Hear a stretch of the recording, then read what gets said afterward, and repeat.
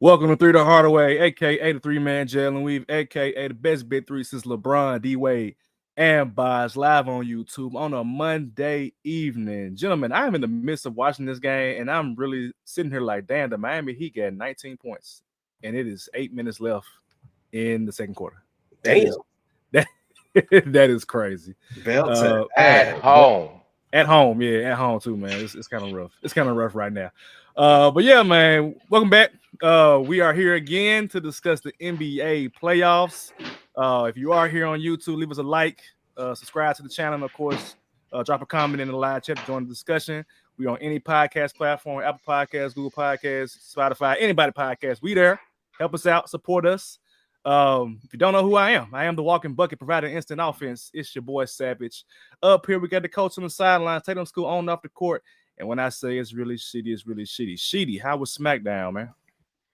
Oh man, a needle moving experience. And I'm gonna say like this: over the next, I don't know what couple of years, I want to do 5 more events. Every event that I went through has been better. I remember going to my first event with my dad, man, back when I was real young, and I remember watching the Undertaker wrestle like 3 times. Like, why is Undertaker wrestling 3 times? Like, what is going on? Not understanding the concept behind wrestling per se. But you're talking to somebody that's been at WrestleMania as well here in Dallas. That was pretty good. But the seats I had this past one was just incredible post WrestleMania. And it did not disappoint at all. I think no show's going to be perfect. So, of course, there was a little bit of a down. But overall, fantastic show. But I'm sure Aiden enjoyed his time. Lost his voice dang there. Yes, he did. He did. That's dope, man. That's dope. We also got your favorite DJ, the sample man himself, Mr. Ted Shakir. Took, how you feeling about them Panthers, man? A+, baby. A+. I just wanted to be a year away from being a year away. And here we are, baby. A year away from being a year away, bro. Officially start the countdown, man. We here. You know what I'm saying? Speaking of rest, I got to show y'all this real quick. What you got, man? They made this for me. Yes. Yeah, that was dope, bro. This is, let me put a little closer. They made that at the event? Or? So what? Shout out to my guy Adam, who does like pretty much like 5 of them. I done pretty much showed on the pod, but yeah, I showed him a picture. I said, hey, this dude finna be on some BS, so I need you to take him out and put me in, and there we go. Sami Zayn finna be on some BS, bro. Okay. I see it, and I don't like it at all. Hey, speaking of which, hey, Aiden does have to choose too, bro. Is either no, he don't. Hey, thank you, Cena, or Cena sucks. He's either or, bro. I didn't respond because the moral of the story here is I forgot to charge my phone before I left from work, so I was at a hot 38%. Hey. The entire time. But we did have a conversation in between videos. I said, hey, dog, you can't be both. You got to do one or the other. And so he decided to be on Cena Sucks, by the way. Oh! And I was clear to let's go Cena. Because, yeah, I'm here to see Cena. Of course. For sure. Beautiful. Good stuff, man. All right, man, we ain't waste no time, man. Let's get right into NBA trivia. I'm actually the one to step up today for NBA trivia. 2 guys take a step back today. All right, gentlemen. My question to you is, can you name the top 5 current NBA players with the most playoff losses? Damn. The top 5 current NBA Oh, players. let me just pull up the list. I ain't gonna look at it. You said who, Sheedy? Tobias Harris. No, sir. Oh, Giannis. No, sir. Giannis ain't one of them. He should be. He done got more losses than that wins. Not top 5. No. Oh, okay. Top 5 losses. No. No, he ain't been playoffs for real. I'm assuming LeBron will be on that list because LeBron is number 1. Yeah. 107 losses out of 291 games. Kevin Durant? I was about to say KD, unfortunately. Kevin Durant is number 5 with 69 losses out of 170. As long as he ain't number 1, we like it. James Harden. James Harden is 3rd, 81 losses out of 170. As long as Russell Westbrook.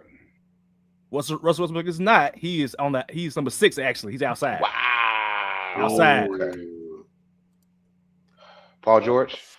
Paul George is not. Mm, Think about old players in the league right now. Jeff Green. Nope. Playoffs. Yeah. Think playoffs. Are they still in the playoffs now? One is not.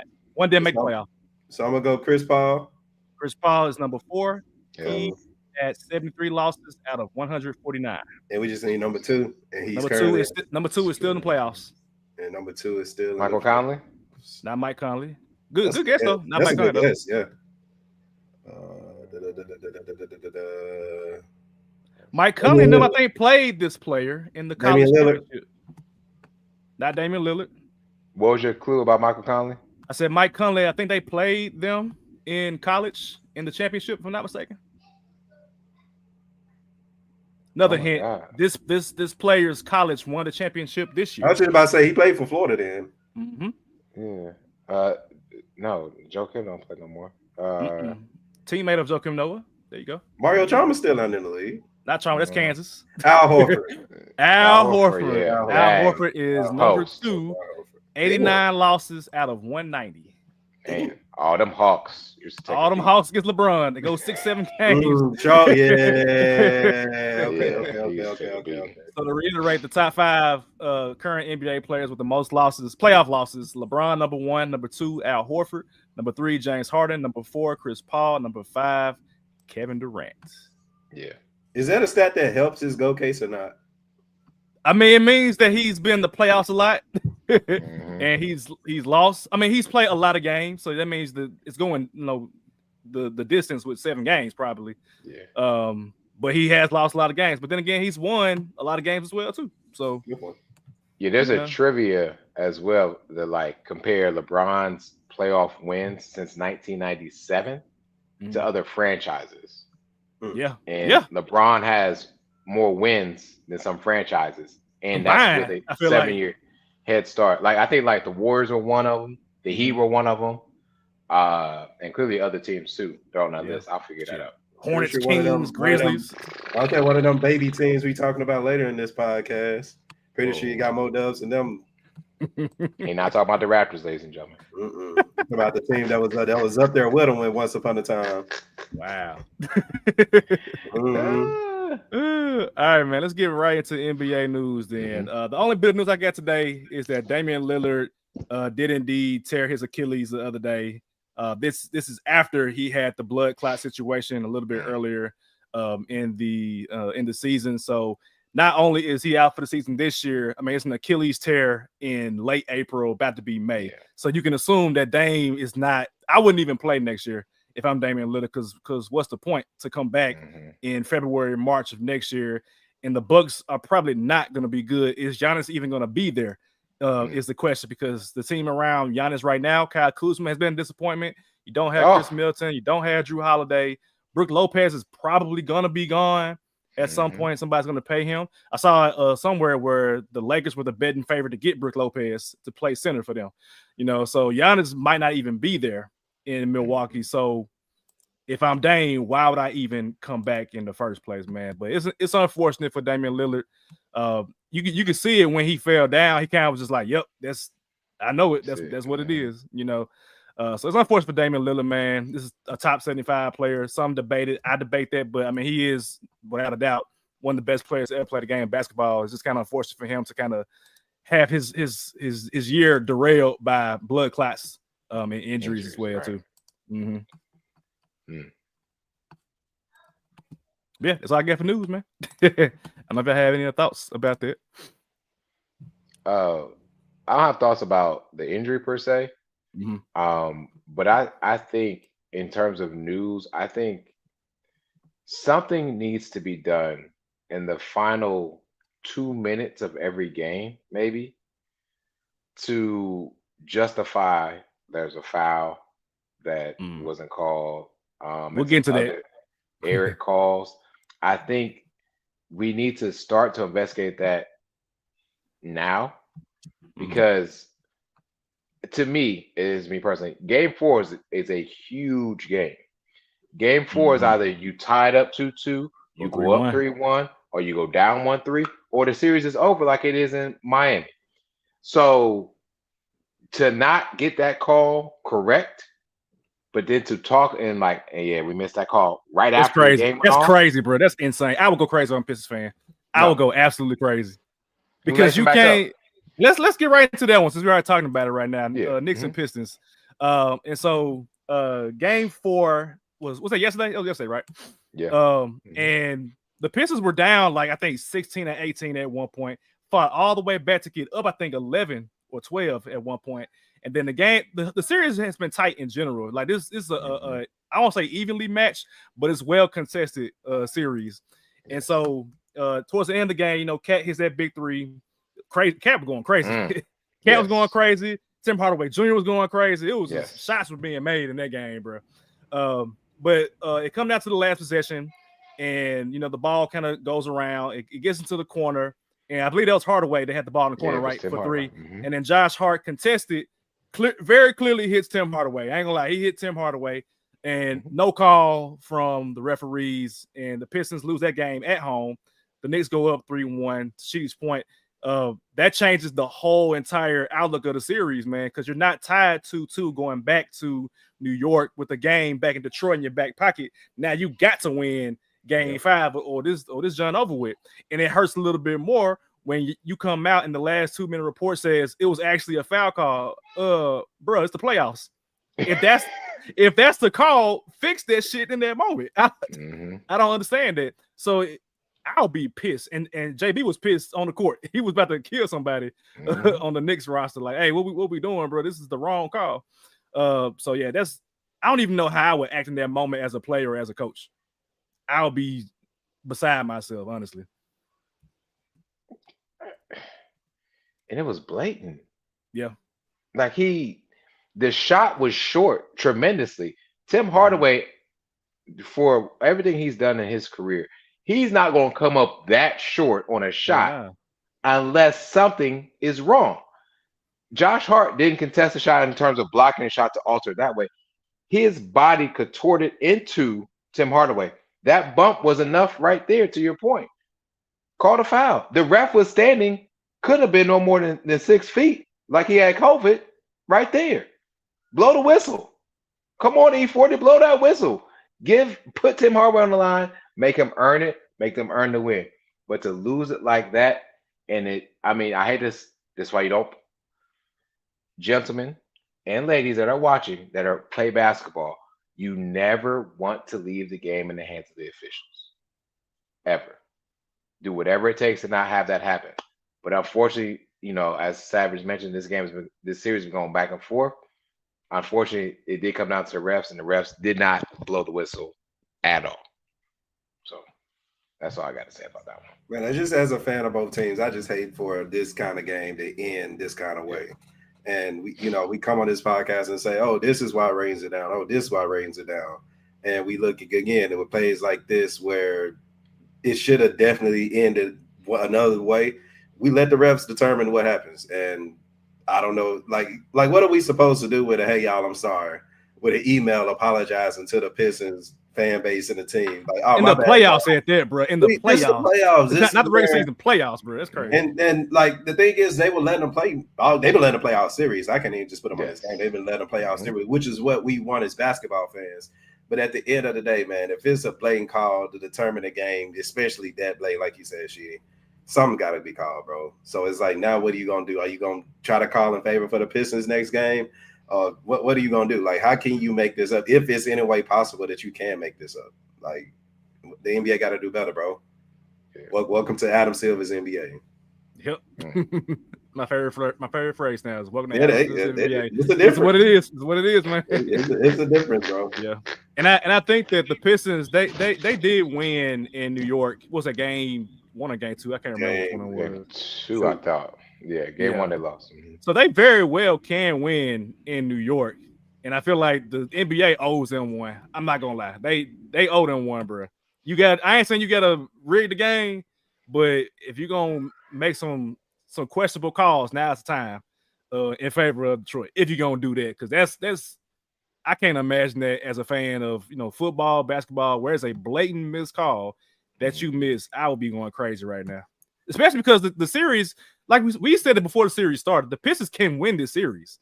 Like I would not be surprised if they win this series, like prior to the series starting, obviously. And so for them to play they hearts out, like I said, down 16, get up 12, and then lose in that fashion, and then y'all come out the next day and be like, yeah, we messed up. No, fix that shit, bro. Right, Fix exactly. it. Fix it in the moment, man. So yeah. I think they'll be motivated for Game 5. I don't know if they're gonna win because it's gonna be hard to win when New York knows they can win this in Game 5. You know, that's gonna be the hard part, man. But regardless, I feel like they should be proud of how they performed in the playoffs. They played well enough to win the series. It just got snatched from them by the Zebras, man. This is what happened. That's what happened. Originally, I wanted to start out west because I wanted to get out the way again. These Thunder and these Grizzlies. I'm gonna get it out the way now, man. For one, the Grizzlies, they played their best game in terms of like competitiveness in Game 4. I think the Thunder were kind of coasting through Game 4. They didn't want any injuries. SGA finally showed up, had like 30-some points, and of course waved goodbye to the crowd at the end of the game. But it was just very clearly a contrast in what a competent organization does and when an organization that's cocky does. A cocky organization, you know, quadruples down on youth, allows their players to do childish things, doesn't understand how to go about roster construction, or not even just roster construction, but also coaching decisions as well too. So from top to bottom, this is an organizational failure for the Memphis Grizzlies. Compare that to the Thunder, who have been making smart moves throughout really the past, I feel like 10 years, and they're moving on to the next round. So the Thunder, my question for y'all about the Thunder is, do y'all have any concerns about them facing potentially Denver or the Clippers in the next round, given how that series is going right now? For me, I'm going to say nah. Okay. I think they coasted against the Grizzlies because they were able to. SGA really didn't have to put up 30 points at all this series. So, I mean, for him to get 30, whatever in the Game 4, I mean, cool, he here. He pretty much was stretching this series. I think that's the same thing for the whole Thunder as an entirety. Should they be scared of the Clippers? No. Should they be scared of the Nuggets? Nah, they damn near about to beat themselves with Jokic being the only person that's really playing. And Aaron Gordon. I want to give respect to Aaron Gordon, too. He's doing what he's supposed to. But nah, I got Thunder in 5 regardless of who they go against next round. Yeah, I guess the question mark for me is realistically if they have to play the Nuggets. I say that because even though earlier this season, Chet Holmgren had a hell of a game versus Joker. Hell of a game. And so to see him not back down, now I think this was in Denver, as a matter of fact. Damn, did they score again? What happened, Savage? Damn, nah, I didn't look at the score until now, and I see 70-25. I said, shit. What is going on? 70-25? We've been recording for 20 minutes. They only scored by 8 points. It's 70-28 now with 1 minute left in the first quarter, in the second quarter. I'm sorry, y'all, who listening. I was baffled when I saw that. I was like, wait. Yeah, do the math. Well, to ass. Yeah, no. we'll be next. We'll take it right after this. So the thing I will say about the Nuggets, and Savage, you kind of talked about it a little bit pre-show, is the Nuggets have this crazy guy that Tuka's mentioned named Aaron Gordon, who shows up and plays some great defense actually in the playoffs. Now I know he's kind of hampered a little bit with that calf, but he showed up to play good defense against LeBron. He's showing up now, whether it's Harden or Kawhi, whatever. I mean, they're still getting their points off, but Gordon is proven to be a good player for these reasons in the playoffs. That's why they have him. And so I would be a little bit more skeptical if it was the Nuggets. If it's the Clippers, I gotta see how the Clippers end the series. So I'm not gonna give it. I gotta see how this series ends. When the series ends, I can give better predictions. But I'd be afraid of the Nuggets with Eric Gordon. Like, we got a long way to go. There's definitely going 7. It's definitely going 7. At least 6. Given that it's tied right now. But the way they going back and forth, yeah, it's gonna go 7. The Thunder will get a long as rest, preparing for that one. So let's talk about the Grizzlies, man. Or not. So you haven't heard Zach Kleiman's press conference, so I just want to hear your thoughts before I interject with Zach Kleiman's comments. I don't want to hear Zach Kleiman's comments, bro. I don't want to hear nothing that this dude has to say. Again, we've tripled down on the youth ever since we said we were found in the West, and I'm gonna say we because we still here, I guess. Ever since we said we were down, we found in the West, shit went left-handed, and we ain't been back fine since then. And now the Grizz are in a position to where what happens next? Do we keep certain players? Do we let certain players go? What happens to the coaching staff? What happens to our general manager? It's a lot going on, especially for a team where the general manager, Zach Kleiman, went on a Kevin Durant coaching trip, trying to recruit some random coach in some random country saying, hey, come and coach my guys, but we still going to have the head coach here until a week or two before the playoffs. That's hell in itself. When you look at the roster construction and see that the veterans that we had, either A, you traded away, or B, didn't want to be here, that's an issue in itself. And see, when we have players like a G.G. Jackson and a Vince Williams, who we saw the potential of, who we saw that said, hey, last season this could help this Grizz team win. There is no progression and nothing that is going on. I'm looking at the same play. Like, of course, the numbers are getting better, but can we honestly say that we've seen Ja Morant get better as a player? No. Can we say the same thing for Desmond Bain? Shooting more, he's hitting, but can we honestly say from 2-3 years ago to now he's a better player? Jaren Jackson with the ball in his hand. We actually can say that we've seen progression in Jaren Jackson, but how much do we want to pay for that progression? And I'm on this podcast saying that, hey, the Grizz father is saying clean the effing house. Everybody needs to go. It's time for, if we want to aspire to be a championship winning team, again, if we Grizz, the people that support the Grizzlies, if we want to support a team that's aspiring to win a championship, we should want the house to be clean. We should want Zach Kleiman to be gone. We should want Jaren Jackson rebounding ass should be gone because I don't want to pay him no $60 million. I'd rather restart. Desmond Bain, who is the highest paid player on the team, who won't be an all-star ever in his career unless he go to the Eastern Conference. We need him off this team if possible.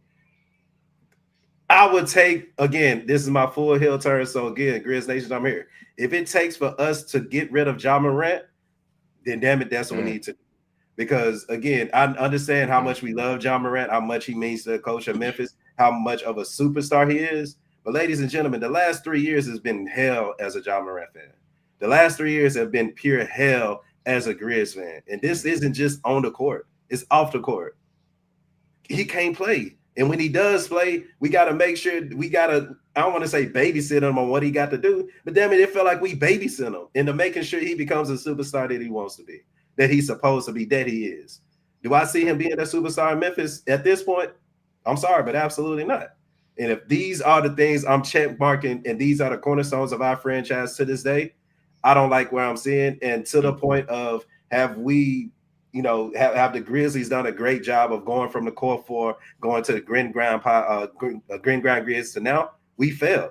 Yeah. We need to look at ourselves. We need to look at ourselves in the mirror. Robert Perry, you need to look at this organization and see who you want to lead this organization, because Zach Kleiman isn't it. And again, until further notice, I will be on this podcast saying fire Zach Kleiman, just like I was growing up. It took 10 years, it felt like, to say, hey, fire Chris Wallace, because at the end of the day, who was right about Chris Wallace? Get him the hell off this team.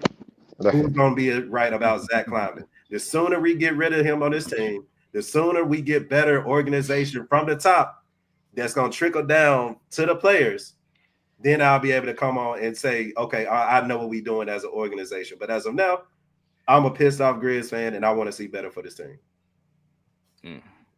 You mentioned the last 3 years, too. The last 3 years have all ended with a Ja Morant injury to the end of the season. 3 years in a row that you had the 3 years ago was I think that was the Golden State Warrior injury, if I'm not mistaken, with the knee. The last year he came back for like 9 games, and then he had the shoulder injury where he had to get in the sling, and then this year was the hip pointer / whatever it was, he fell on his hip, and you had to spend your offseason recovering from that and not necessarily working on your game. That's another year of that. So it's hard, man. I'm gonna run through Zach Kleiman's comments real quick. He has not made a decision on Tuomas Isalo, the interim coach, who, if I'll say this now, is April 28th at 7:42 p.m.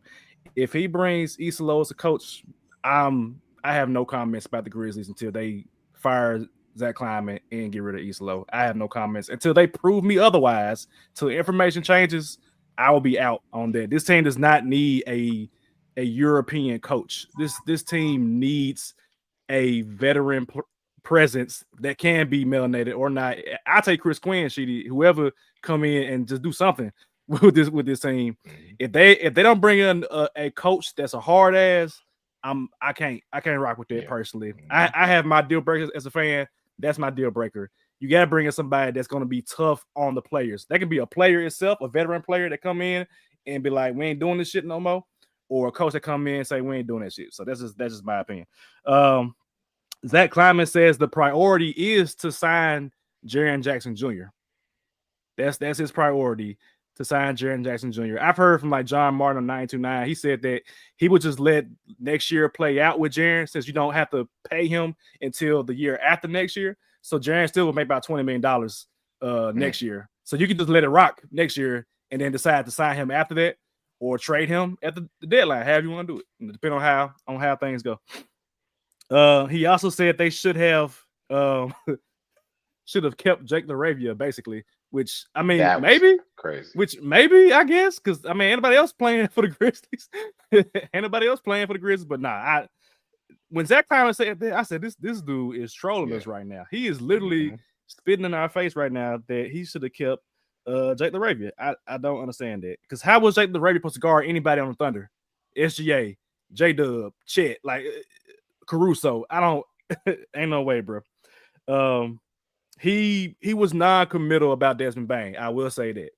I think Desmond Bane is the one they probably more than likely move, if they move somebody in the offseason, because Desmond Bane, I said it for months, maybe even years, he can't dribble.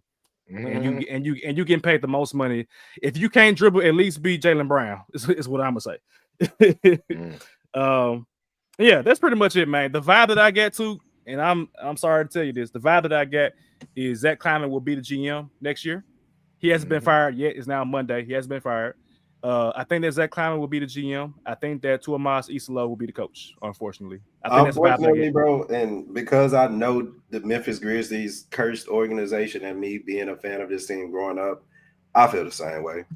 And I feel like for the next year, I'm going to be bashing the Grizzlies. Because, again, I feel like with even with the Desmond Bane situation, it's crazy because, like, I think that's like the Heat and the Duncan Robinson situation. And she didn't know exactly what I'm talking about. When you know the game needs shooting, you know he's an incredible shooting, you overpay for the shooting, and then when you try to get rid of him, you can't find nobody to take him. I think that's where we're going to be with Desmond Bane. I think it'll be easier for us to trade probably Jaren. But again, I think with him making $20 million, I think that's a still on a contract still. Believe it or not, $20 million for Jaren next year, great, probably the best contract in the league because he's definitely worth it. But then you start talking about the 50s and 60s, which is where, again, the next year you're here on this podcast. So me talking about why that'd be the terrible idea. But I'm with you, Savage. I think we here. He ain't been fired yet. And again, you went in and literally went to this dude's house and said, hey, we want you to come coach this Grizz team and implement a Ja Morantless offense. Okay, well, soon we're going to be a Ja Morantless team. And then Grizz Nation really going to burn the house down. And then, again, we're going to be back on this low-budget podcast saying, hey, dude that be saying all the bullshit about the Grizzlies, he was right again. Never fear. Yep. I don't know if you have thoughts or even care. That's fine with me if you don't care. We can move on. Yeah, we move on because I guess I got the next AFC. I took the fair GD. I'm sorry, bro. Speaking of that, man, let's go ahead and get into that, man. Cavaliers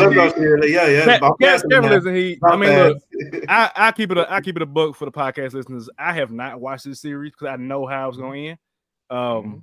the Heat are not a good team right now. The Cavaliers are the best team in the East, based on statistics. And right now, I can't find a score, but it was like 70-28 when I last looked, something to that degree. So very clearly, Miami has packed it in. And I just have one question for you, Sheedy. What should the Heat prioritize in the offseason? What should be the move the Heat or moves the Heat make? Is Spo coming back? Like, what's the vibe in Miami? Yeah, the vibe is what I gathered, I feel I should have gathered some more is Pat Riley. This is sink or swim on this offseason. And we really don't want you even casting out the bait, so to speak. We want someone else to cast out the bait. I feel like I've said it come on the show before. The Heat need to mirror what the Celtics have already done. And we have the Chris Quinn that's ready to step up and be a coach, or Caron Butler, so to speak, that's on the bench, ready to step up. And I believe Eric Spoelstra can be a great GM for us, and he knows talent, and goes after it. Pat Riley has not. We've swung out on the same player that's killing us right now, Donovan Mitchell. We swung out on the Achilles with Damian Lillard. We swung out on so many guards. We need to go get Trae Young. That's what I'm saying. We need to go get Trae Young. We need a guard that can score, but also facilitate. Trae Young is one of the best at not only putting up points when you need them, but also assisting and finding his teammates. And his contract is not that bad either. I think it's around $50 million. We need to trade the house for him and get him. And even with Tyler Hero coming out and saying the things that he said, like how bad we miss Jimmy. Yeah, we know that. Duh. Like, get past that. That was back in February. Duh, we know we miss him, bro. But like, we don't have enough. You just named the score. We don't have enough scoring. Period. We don't have enough scoring. And then even talk about, like, Tuka brought up Duncan Robinson. The bad part about Duncan Robinson is when we need him to be hot to trade him, he was terrible. But then after the trade deadline and later on in the season, now all of a sudden he catching fire. Now all of a sudden he doing this, that, and the third. No, I need you to get your trade value up because nobody wants that $20 million contract. But at the end of the day, we need a big game. We need a guard. I'm not sold on the Giannis bit. I'm not. But will I take it? Yes. We need another star. Bam and Tyler together make we need one by himself, and we don't have that. She ain't gonna be Giannis. Stay far away from him. He going to Brooklyn, right? Yeah. Bro, the fact that that's a betting favorite and you said that last episode, I was like, this can't be real. This can't be real, bro. Yeah, you need to put some money on that. You need to put at least $10 on that one. That makes no sense for Giannis, though. Like, that wouldn't make no sense for him to want to go to Brooklyn. For what? Ain't nothing there. Well, he ain't gonna bring his brother there. That's all he needs. His brother back at home, man. I don't know where he is. I ain't seen him on the sideline. But yeah, Miami. I rock with Giannis going to Miami. Please do that because I don't need him in Brooklyn. Go play ball for a better organization. Did that. Yeah. All right, since we bouncing around the league, man, let me get into Lakers and Timberwolves. Let's bounce. We all came on this podcast and said Lakers in 5. I'm not gonna say I said Lakers in 5 just to see them struggle. I don't enjoy watching Luka Doncic be by himself. Well, he got LeBron too, but just in general, having to play 40 minutes in the second half of a game where JJ Redick don't even go to the bench in any capacity to give anybody a break. No. And the flip side of that is these Minnesota Timberwolves. Oh my God. These dudes got dogs from top to bottom. And not even just having dogs, but you got shooters like Naz Reid. Again, Naz Reid is going to get paid, ladies and gentlemen. This dude, somebody need to pay Naz Reid. And I ain't saying paying him max money or whatever, but he is a high quality role player. He don't even start, bro. That's the problem. Dude don't even start. He's going to start somewhere for somebody. So you got Naz Reid hitting threes, Julius Randle hitting threes, Anthony Edwards not only scoring, rebounds, assists, defending, and then going into the interviews and doing what? Giving credit to his teammates. He said, man, that's Jay McDaniels, that's Julius Randle, that's Naz Reid, that's Rudy, that's Mike. Like, DiVincenzo's playing. Like everybody is playing well and playing on one accord. And these dudes are not scared, man. You see Anthony Edwards pushing LeBron James. Mm-hmm. Dylan Brooks pushed LeBron James. LeBron go put up 20 and 20 against him the very next game. You know what I'm saying?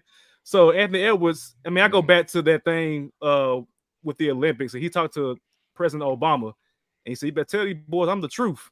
He told 44, the president of the free world, that I am the truth. Yeah.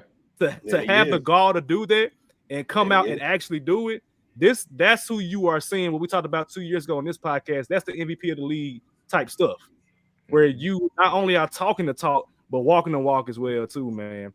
So this over with, man. It's over with for the Lakers, in my opinion. I don't know if it'll be next game 6. It's over with. What y'all thinking? Yeah. It's over, bro. It's over too. I'm cool. That we were texting right last night. It was the block. Okay, this could be something. Yep. But then there was a turnover on the inbounds play. Yep. And then there was the foul, the turnover that overturned the foul. Again, small things right there that turned that series into what could have been 2-2 to now down 3-1. That's why I say Game 4 is so crucial. Excuse me. No, it's over. The Lakers need a big. To not have a bench, JJ Redick, I'm sorry. No. To not believe in anyone on your bench, I think he only plays about 6 players anyway. That's hard. I don't care how old LeBron is. I'm not talking about that. You cannot expect to play the way that the Timberwolves play like that, and defensively, you need to put somebody else in there. But to not have trust in anyone else, that's hard. That's really difficult. And so they need to reevaluate. But in terms of reevaluating, we need to reevaluate, and not just we, it's America. Anthony Edwards is a top 3 player. And I'm going to leave it right there. We talked about like John Morant improving, Jaren improving. Anthony Edwards is the best shooter in the league, statistically. Skyrocket, yeah. He is the number 1 shooter in the league. And coming into him being drafted, he could not shoot. That's true. Anthony Edwards could not shoot, ladies and gentlemen. He'll take you to the rim, though. Man, and still doing that. Still do it. This man, and I see it on all 3 levels. He's going to dunk on your ass. He can get into the mid-range in the paint, do a floater, do a post-phase shimmy, and can shoot threes. And playing defense, and getting rebounds, and getting assists. We talk about Michael Jordan. That's his son. That's what it look like right now. That's what it looks like right now, bro. On top of having the dog in him, bro. Like, that's one thing that I'm enjoying about this Timberwolves team, and we can go back to the earlier this season when, again, with the cat trade, and I said that give them time and they're gonna start to click, and they're gonna start going faster. They'll play with a faster pace, and I think that's exactly what we're seeing from the Timberwolves team. If you look, through the 3 games that they won, they scored 116, 117. The 1 game they lost, they didn't score 100 points. So I think with coaching is like, let's get points up. Again, Ant-Man shots falling. I did say he was gonna come into the series. He may shoot them out, and again, outside of Steph Curry, he is looking like the best shooter in the NBA, and statistically he is, which is crazy to say about Anthony Edwards, but kudos to him on, again, improving his game, figuring out his weaknesses. The thing with Anthony is, like, it's hard for me to really, really go with him because, again, he don't want the challenge of being the face of the league. And I think when we get that eventual Thunder and, Timberwolves, I think it'll be a Western Conference Finals. Yep. We get that, and literally, I think that's going to be the battle of the face of the league between Shea and Ant-Man. So again, shout out to Ant, keep doing what you do, but I would love to see him embrace being the face of the league more, even though I can understand why you don't want to be the face of Adam Silver's NBA, which I get. Again, I get it, but when you're this great, when you this spectacular, when you're going against the legends, the players that we grew up with, talking, from Kevin Durant last year to LeBron and the Lucas now, you got it. Joker, you got it. You got it. So, again, do I think the Lakers will come back? I don't think so, because I think Jackson Hayes got hurt as well. And that was legit like the Lakers' only center. So, again, I can't wait to do the E-Dash tour with the Lakers next week, hopefully. It's gonna be some fun time. Hopefully, we'll see. But shout out to the Timberwolves again. Y'all playing great basketball.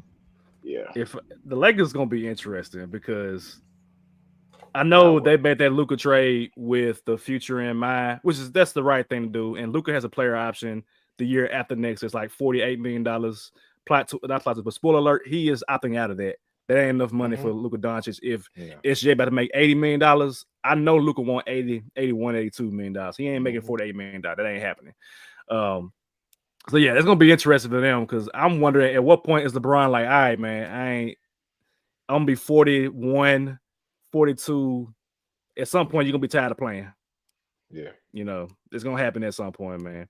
Before we move on to the next one, I do have to give the Timberwolves credit for having the balls to make that cat trade. That trade was not well received at the time.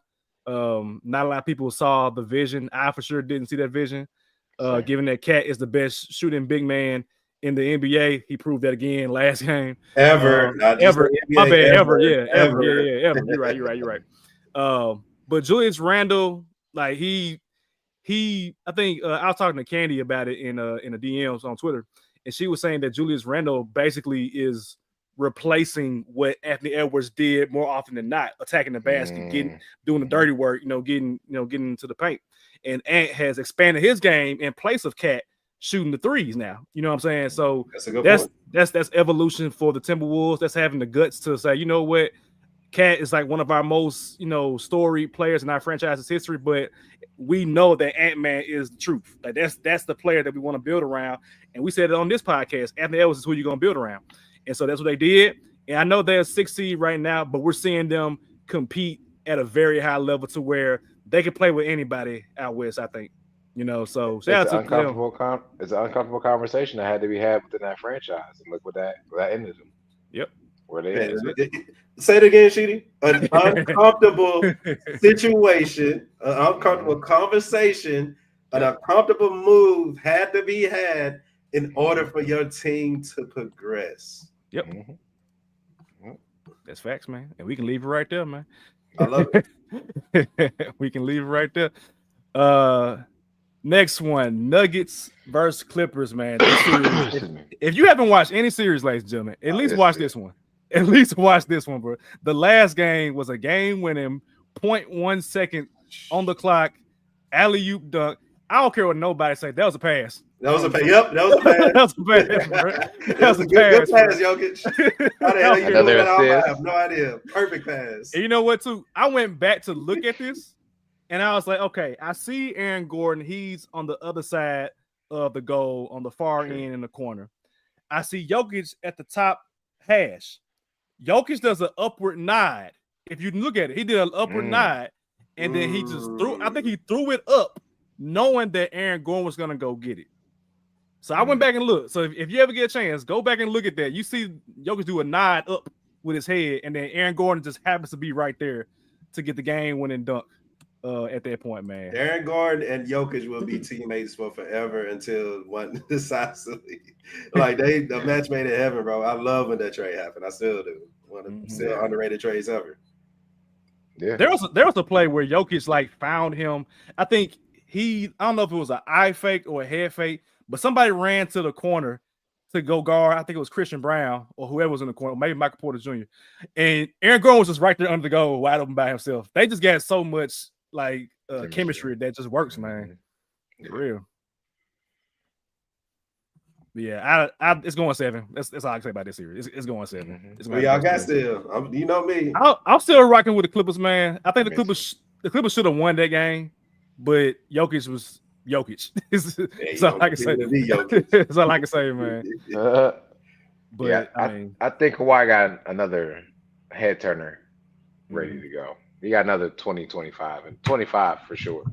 That's gonna be what he needs. And the great thing is they won in Denver, so can they pull off? They don't have to win in Denver. They just have to win. I think both games in LA, right? They just got to keep home court. But can they get one in Denver? Would be crazy. Man, my boy Jokic starting to heat up, bro. It's a wrap, bro. Yo, sorry, he got 36, step back 36 and 21. Shit, 36 and 21, bro. He heating up, bro. Zubac, you good, bro? But it's time for Jokic to take over. It's a wrap, bro. Yeah. It's a wrap, bro. See, Zubac's problem is he got to come out there to guard him. Look, I know it's over to the point where I'm a real one, bro. I'm a real nigga, bro. I know we made our bet, Sheedy. We made our wing bet. You know what I'm saying? But I remember, you know what I'm saying, when it was bull BS. But when when the Panthers played the Cowboys and the Cowboys won, and we were going through our BS. I owed you wings then. So James Harden scored 30 points again this series, bro. It's nah. If he ain't done it yet, last game. What the hell last game? Less than 18? 20, I think. 15. Yeah, that's it. 20. Yeah, that's it. That's enough. That's him. It's around that time. Hold on, man. No, man. Hold on, man. Hold on. What's his assist? 32 in game 1, 18 in game 2, 20 in game 3, and 15 and 11. He had 11 assists game 4. So he getting assists with 30 points now, bro. It's a wrap on that. See, he ain't shooting, man. He in point guard mode. Yeah, that's the problem. Mm-hmm. Like last game, he only shot 11 shots. That ain't James Harden. All right.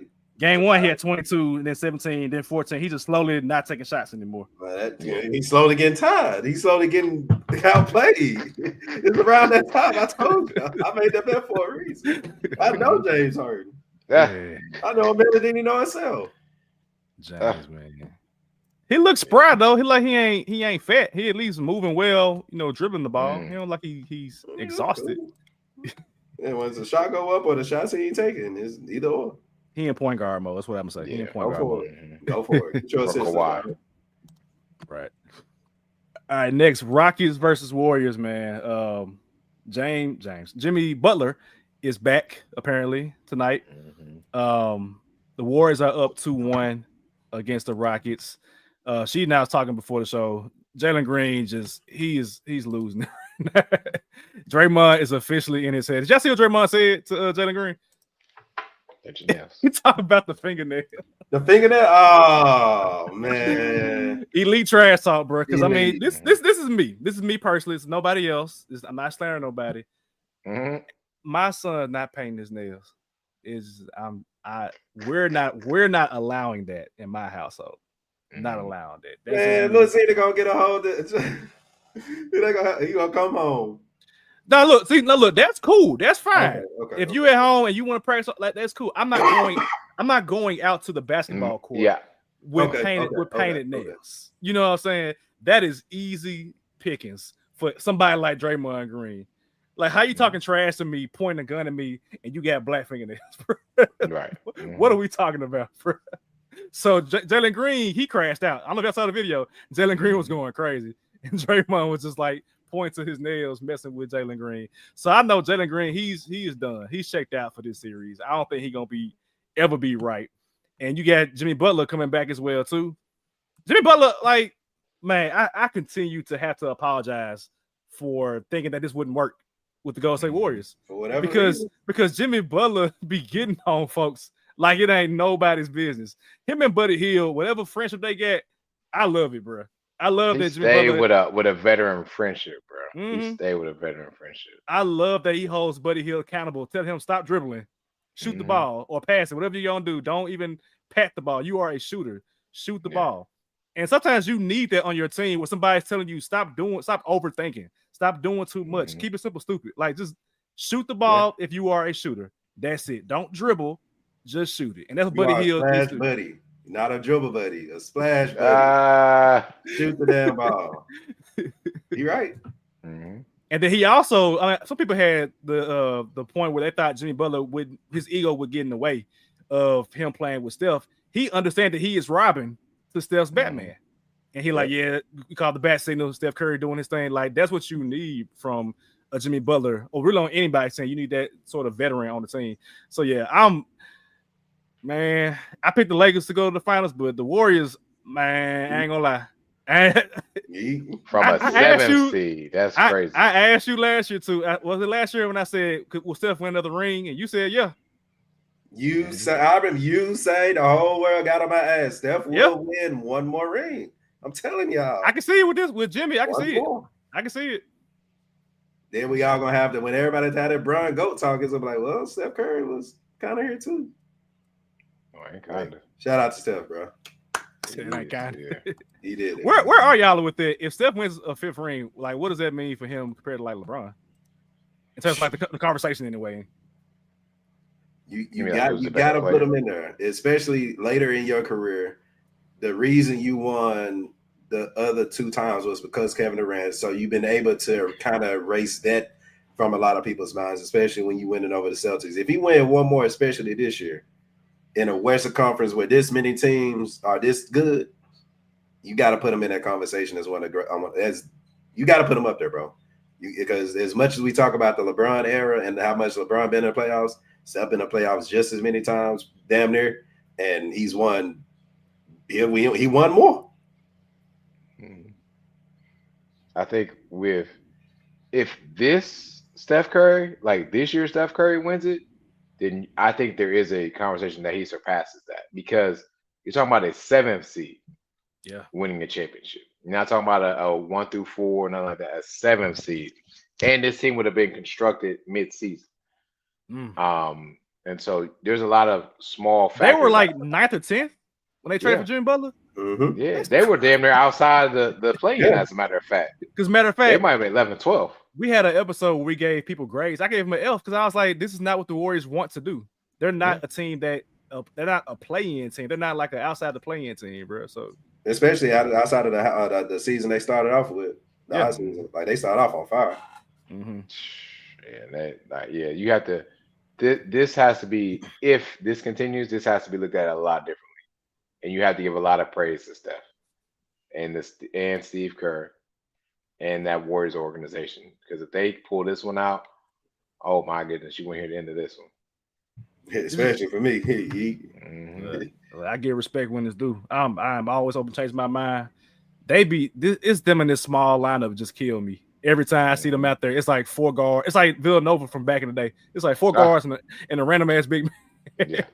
Draymond. They've been doing it for 10 years. Plus. They perfected this shit. For real. Like dead ass. And you get this random ass Quentin Post come in and play well to spell Draymond. I'm just like, how's Alperen Sengun getting punked? I'm just tripping off this. Like, how does this happen? You 7 feet tall, bro. Draymond like 6'5". What is happening, bro?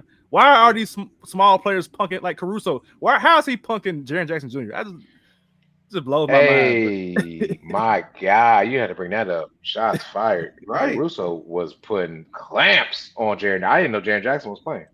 Man, it was one play where I think they stripped Jaren. Caruso diving on the floor. Jaren over here trying to lean down. I'm like, man, go get the freaking ball, right. Man. Is he a 6'11" guard, bro?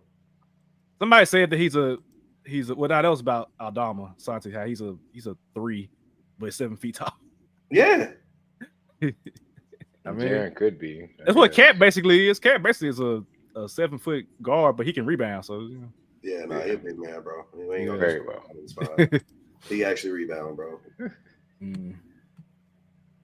bro. Next up, Pacers and Bucks. We talked about it a little bit earlier. I think it's over with. But because Toot don't want to talk about him right now, he wanted to be officially an official buck-to-buck situation. Oh yeah, we gonna wait. We gonna wait to put them down 6 feet deep. But my question to y'all is about Indiana. Do we feel differently about the Pacers right now from what we're seeing? Like I'm seeing Halliburton go at Dame. Like every game they got something going on, and not only going that Dame, but backing it up as well too. Do we feel differently about the Pacers right now? I think that there's not enough respect given to Rick Carlisle and the job he's done with this Pacers team 2 years in a row, realistically, and putting his best foot forward with this team. His lineups have been pretty good, pretty crisp. Miles Turner, who has been a trading piece for how many seasons? Forever.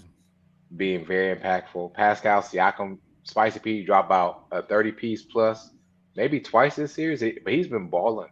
Yeah. Where's Giannis been defending him? Like, if you're going to be Defensive Player of the Year, you need to guard the best player and shut him down. And I don't see that all the time. So I think more praise needs to be given to the Pacers for what they did. Not Halliburton. I'm not ready to give my stuff to Halliburton yet. But everyone else pretty much around him, yes. Especially Rick Carlisle from the top down. Cavs in 5, man. They going against a weak ass. They going against a weak ass Bucks team that's old, that's cramped, that's hurt. Outside of Dame, I ain't joking about this. Like for real, get us so Dame. But everybody else is old, washed, don't know what they doing. Kyle Kuzma out here putting up Tony Snell numbers.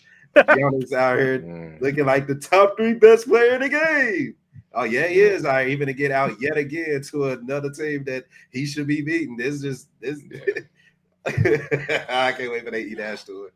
Come on, free Greek freak, bro. Free Greek freak. That's all I can say. Get him out of there, bro. Get that man out of there. He should be free. He's literally by himself, bro. Like that game where he had like 38 points and only two other starters scored. I'm just like, come on, what can he do by himself? Yeah, literally, what can he do by himself? They're gonna get this man ownership in Brooklyn, bro. They're gonna have to. He can't go to Brooklyn, bro. I'm sorry, Brooklyn. His brother gonna come out on the team. He gonna come out with an album next. That's what I'm telling you. He gonna have a whole empire in Brooklyn, bro. I'm telling you on some biggie shit. Watch. Shout out to you on this, bro. Top in the game. Last stop. I am shutting this one down. Celtics and Magic, they done. Yeah, I think it's a wrap. My question to y'all, because Boston, I feel like Boston, they're here just to pass through to get to the next round, really to the East Conference Finals, to be honest. But my question to y'all is about Orlando. What do you want to see from Paolo and Franz as far as like the next step for their personal game? Yeah, that's a good question. I feel like they do a lot. Like we talked about it before, how Orlando needs a point guard. Absolutely. And they still continue to like. I think Paolo. It sounds weird to say he has the ball too much in his hands to the point where he still can get 30 points, 10 rebounds. I ain't gonna disrespect Paolo like that, but I feel like you do need someone to spell him so that he can, work on that catch and shoot game. You know what I'm saying? To where he can make people, respect the jump shot a little bit more.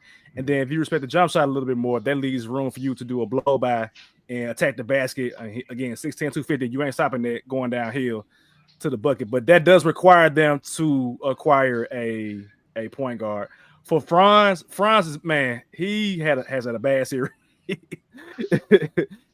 I think he gets too hectic. And that goes back to what I was saying, where they have the ball in their hands way too much. Where you're relying too heavily on two dudes who got similar builds in terms of like height anyway. And you need to work at being off the ball a little bit more. You can be on the ball every now and then, get your ISO game going, but they had to get to the point where they're getting easy shots and not having to work as much on the ball to get your buckets. And I think that's possible. Paolo, he worked hard in his game. He has improved every year since he's been in the league. He's an all-star caliber player. Franz was on track before he got hurt early in the season. But yeah, that requires him to get a point guard, I would say. I think the Magic better days are ahead when Paolo's not the best playmaker on the team. Yeah. But I think because he is the best playmaker on that team, and you can arguably say because Franz is the second best. We got 2 6'10" forwards and a team full of point guards. That's a kind of an issue, Magic. So knocking on the door, get a real point guard, and the world opens up for the entire team. Do I think you trade one of them? Absolutely not, because again, you want to kind of copy what the championship winning teams are doing. That's what the teams have tried to do with the Warriors. They just couldn't. With the Celtics, you get 2 good forwards and you expand out. And the Magic, they got 2 good forwards. They just, again, need to expand out. Ironically, if they can get somebody like a Drew Holiday, that'll, again, help them take that next step. So, again, get a playmaker that's better than Paolo, and you good to go. Yeah, and this team also is missing, besides Jalen Suggs, I think Mo Wagner is also hurt too. So they have no big coming off the bench, providing anything. Not saying that they need it, but first of all, I went back up to the previous comment was made last week that are the Celtics carrying Jason Tatum? Not when he just put up 30 plus. and it's safe to say that he low-key put them in a great place for them to win Game 4 and take over that series as well. Hey, listen, if I'm the Magic, I'm on the phone with the Pelicans. I want to see, can I get DeJounte back I out love east? that. Dude, that'll be crazy. Can I get him? Low, he low budget, so to speak. He's not gonna cost you too much. Back in that same conference again. So he knows some people, but man, hey, listen, you get DeJounte there, Jalen, what Anthony Black is doing. Yeah, this team is good. That facilitating point guard that DeJounte can be. DeJounte need to be on the phone to get somebody. He need to go to Florida. So somewhere, come on down. But I think Orlando will be a great spot for him to go. And what the Pelicans doing? They ain't doing nothing. Right. You brought up a good point, Shidi, about in terms of like roster construction, right? Like Orlando has two obviously good players in Paolo, who's a max player, Franz, who might be a max player. We'll see. But I think that every team now needs to shift away from the big three mindset, as we're a big three ourselves. But they need to shift away from the big three mindset and go into one, having your top player be a very clear all-star, all NBA caliber player. Number two, can be an all-star if he needs to be. If the top dog is out, number two can carry if need be. But isn't like two like max players type. Like, it ain't like LeBron and Steph on the same team type of thing. And then if that third player needs to be a veteran, a former all-star that's kind of, I don't want to say, because I don't think Murray is past his prime per se, but he's not gonna get extremely better to where you're scared you got to pay him a max amount of money. Like Murray not ever gonna get a max contract again, or if he ever got one, I don't know. But that sort of player is probably the most fiscally responsible way to build your team. I mean, look at the Celtics, right? You had Jason Tatum, you had Jaylen Brown, your two top guys. Then what do? You add Derek White, you add a Drew Holiday, you add a Kristaps Porzingis. You don't go out looking for a third player just because you got LeBron, D Wade, and by Steph, Clay, and Dre, KD, Book, and Brad Beal. You don't do that. Instead, you say, okay, based on the second apron, how the things are operating now, we, as a smart organization, I'm thinking about the Thunder right now, because I'm sure at some point they gotta have a conversation about J-Dub or Chet, depending on how they do it. You think about the Timberwolves mentioned before, Ant-Man, Cat. You can't spend money high on these top 2 or 3 players. Kind of like right now with college with NIL. I can't spend $5 million on one player because I don't have any room to build out my roster any other kind of way. You know what I'm saying? So that's the way I think they should build a roster now. And I think that would be a smart move for Orlando. And DeJounte Murray, who can lock down on the perimeter. And you got Paolo and Franz behind him. I like that a lot. That'd be good. I mean, I think this blueprint is honestly what the Nuggets did, right? Yeah. To win their championship. Yeah. You'll never pay Murray a lot of money per year. Aaron Gordon is a great person that come and facilitate media and have veteran role players. I think like the Cavs right now. Yeah. The Cavs have their guy, and then they got a team around him that surrounds him in the places that he is a deficit in. They got him. So yeah, I agree. And I think at some point the Cavs probably will make that decision on, and I think it'll be very easy to pick between Evan Mobley and Darius Garland, because I'm picking Evan Mobley all day long. Oh, all day long. Yesterday. All day long. I'm sure he probably scored 30. Yeah, I'm sure he probably scored 30 on us right now. Ooh, wait, dang, it's 103 to 57. God. Hey, y'all. And we the only team on right now. Y'all kind of fighting right now. Kind of fighting? kind of fighting. Nigga, you just said we down 54. The fuck is we fighting? At old age? The hell? 54. People fighting to go to sleep on his Like, damn, we fighting to give up the remote. No, we right to party. Hey, this was not intentional, but speaking of fighting, bro, 100 million versus 1 man. Oh, that was not intentional at all. Insanity. This was not intentional at all. Insanity, bro. So to close us out this episode. My goodness. To close out this episode, man. The hot topic for the past couple of days, really the past weekend. Some dude tweeted and this is a clean version. It's something. The naysayers. Now, they 100 naysayers. naysayers. Oh my This dude said he believes that 100 men will be able to take down one gorilla.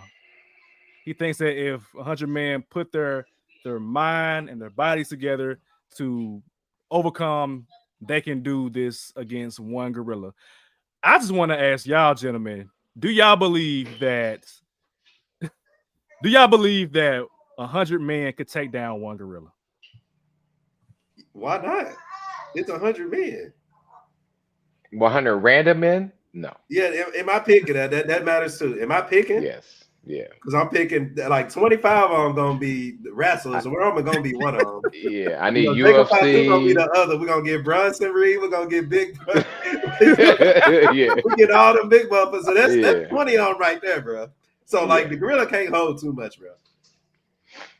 Okay, So, how big is a gorilla? Let me see how big is a gorilla. Bro, they say like 6'5", 500, bro. Straight muscle, on though. average. Straight muscle. And but did y'all see like they're talking about the skin, how tough their skin is, how much they could take in a hand and just crack your skull with just the force of their hand. It's tough. And if I'm picking 100, if 100 yeah, dudes now, got guns. if I get see that's the problem. You can't bring a weapon though. Why not? It's hand-to-hand combat, bro. No, it's hand-to-hand combat. Oh, it's hand-to-hand. Yeah. If I'm choosing my 100, then yes, I can win. Yeah. But if I got a random selection, because what if I get the midget? Give me. Yeah, 100 minutes to get their asses whooped.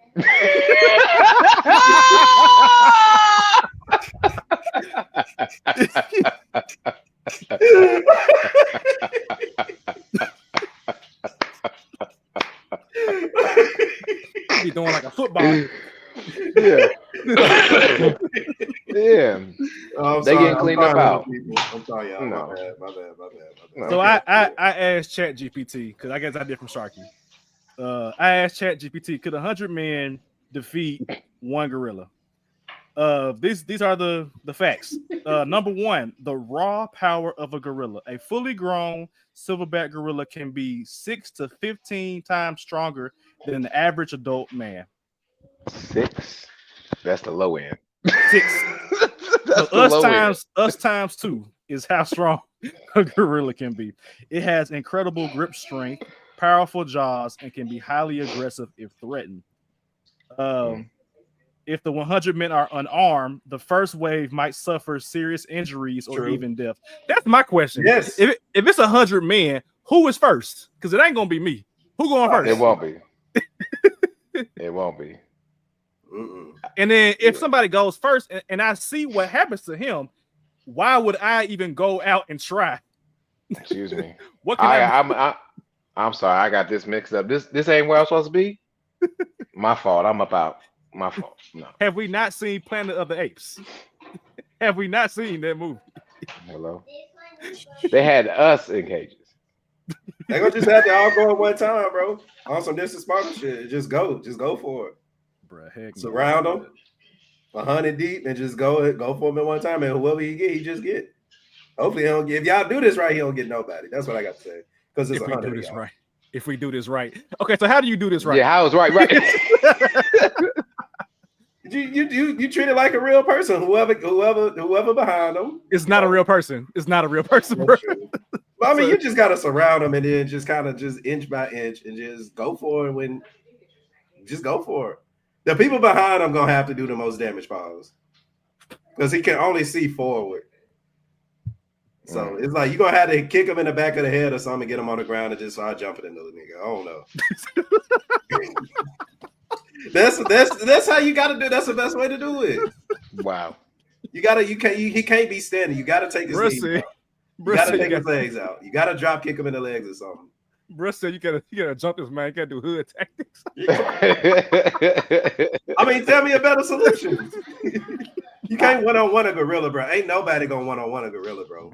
So if it's 100 of us, bro, we just gonna have to go in and whatever happen, bro. Well, waves of 10. Shit, no, waves of 100. No, I mean, but they only got you can't take all 100. So Says who? I'm with you too. I'm with you. Hold on, I'm with They you. better climb over each other. It's not 300. Now you give me. Now I'll say this: you give me motherfucking 100 Spartans. Oh yeah, I'm with it. Yes. That's what I'm saying, bro. Yeah, 100 Spartans. I'm down. 100 Roman Reigns is, bro. It's a wrap. It's a wrap. I need an AI simulator of that. I need 100 Roman Reigns versus one silverback gorilla for real. Yeah. OTT, He said 6 to 15 times stronger. Yes. 6 is the low end. That's the weakest. The weakest is 6. I don't think we understand what he said.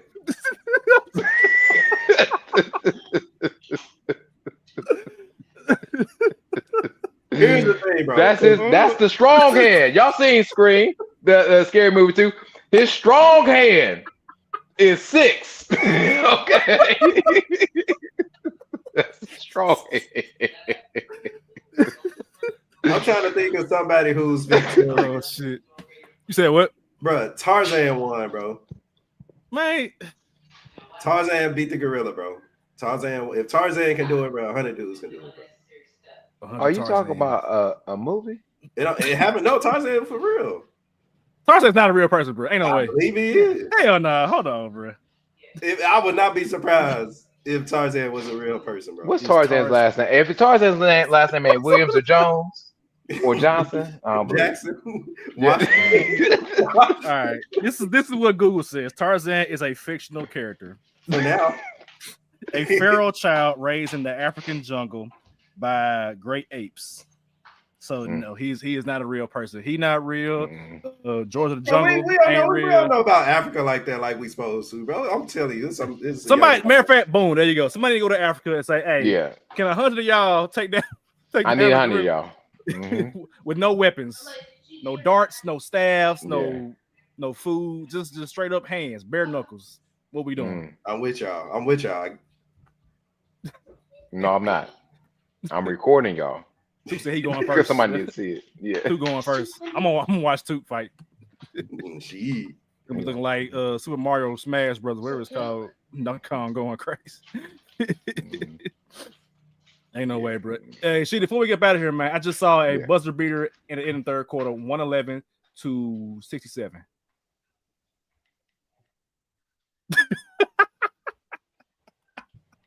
Working on that heat pack right now, man. Shout out to the heat. Again, the heat is not on. The air is on right now. Yeah. Go ahead and turn the channels. We're done. We're the first 10th seed to make the playoffs, and we showed it. Hey, it's just Eastern Conference, man. Eastern Conference for you. Eastern Conference, man. All right, we'll be back next week. Same time, same place with, I'm assuming, some teams that ain't gonna be here to talk about Bucks, Lakers, potentially. We'll see. Oh yeah, I got to update y'all for game 1 too next week. Well, my first spring game. Yeah. Tomorrow. For sure. All right, we back next week. Stay safe. Be blessed. Peace.